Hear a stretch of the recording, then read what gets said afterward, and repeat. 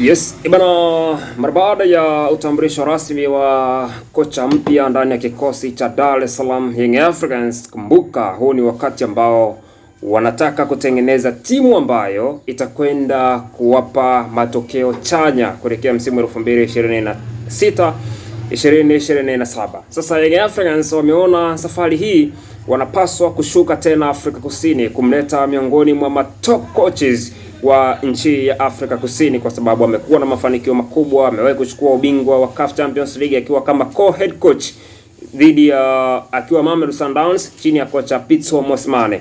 Alikuwa ni kama kocha mkuu msaidizi.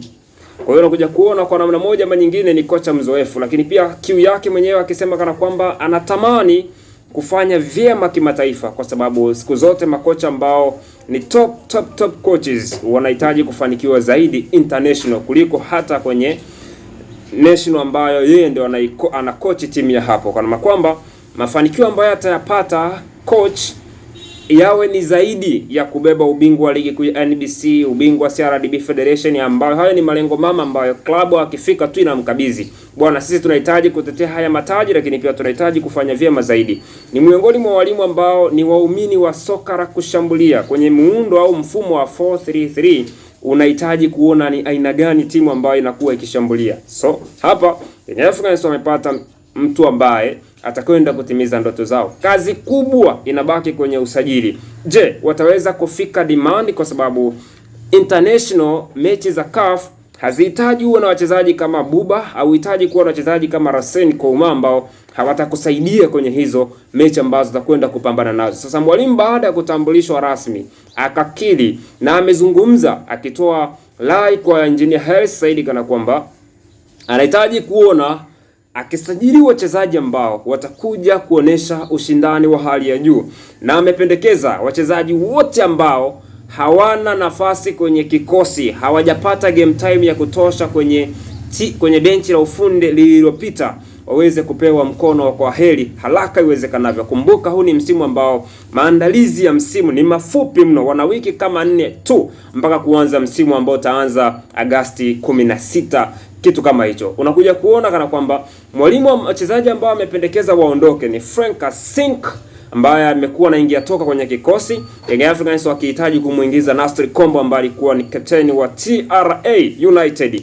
Lakini pia Faridi Musa Maliki, huyo amekuwa hapati nafasi kabisa kwenye kikosi cha Young Africans kwa misimu miwili mfululizo, licha kuwa ni miongoni mwa top talent ambayo alikuwepo kwenye kikosi cha Young Africans. Lakini pia Salum Abubakar Shwaboy yeye mkataba wake umemalizika na wananchi, kwa sababu mwalimu anahitaji wachezaji ambao watatumika, sio wachezaji ambao watakwenda kusubiria kwenye mbao ndefu. Amesema anataka waondoke hao wachezaji na wala hakuna haja ya kuongezea mkataba. Tayari Shwaboy na Young Africans ameacha historia, amebeba ubingwa na kila kitu amefanya. Sasa unakuja kuona baada ya hao wazawa, lakini pia kuna Buba Jammeh. Huyu ni ingizo jipya kwenye kikosi cha Young Africans ambaye aliingia dirisha dogo. Ameingia kwenye ligi kuu ya NBC, ameshindwa kuperform, ameshindwa kupata nafasi. Kwa hiyo mwalimu anaona kwa sababu ni mchezaji wa kigeni, anapaswa kuondoka ili yeye aje na wachezaji wake ambao watakuja kumaliza kazi katika eneo la wingback wa Young Africans. Buba ni kwaheri, thank you, inamuhusu ndani ya kikosi cha Young Africans. Lakini sio Buba tu,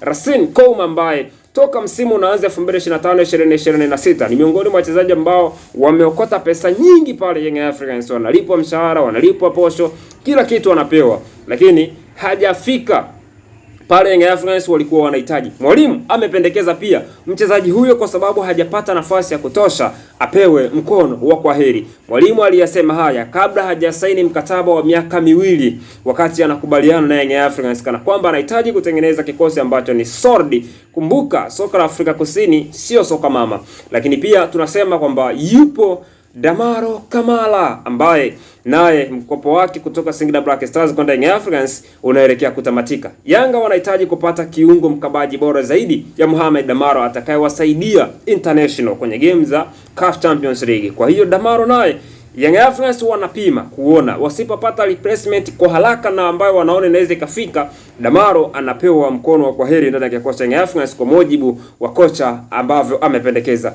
Sio mwingine pia ni Conte ambaye alitolewa kwa mkopo kwenda nje, amerejea baada ya mkataba wake kuisha. Young Africans hawana mpango wa kuendelea naye.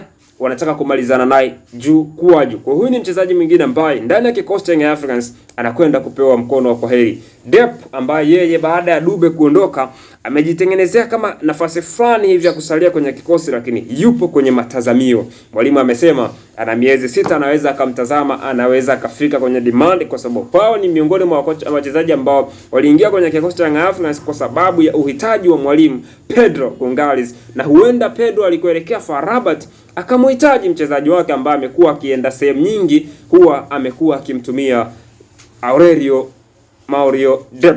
Sasa kwa mujibu wa Young Africans, wachezaji ambao wanapaswa kuondoka ni wachezaji 7 mpaka 8 ukija kuongeza na wachezaji wa kigeni na wazawa. Kumbuka kuna wachezaji kama Clement Mzize, Dickson Job wanarejea kwenye nafasi zao baada ya kuwa wameuguza majeraha kwa muda mrefu. Huu ni msimu mwingine. Kauli mbiu ya Young Africans wao wanakuambia mwakani tena, kwa profile ya mwalimu, kwa kile kitu ambacho nakiona coach ambayo amempata Young Africans anaweza akawafikisha nchi ya ahadi.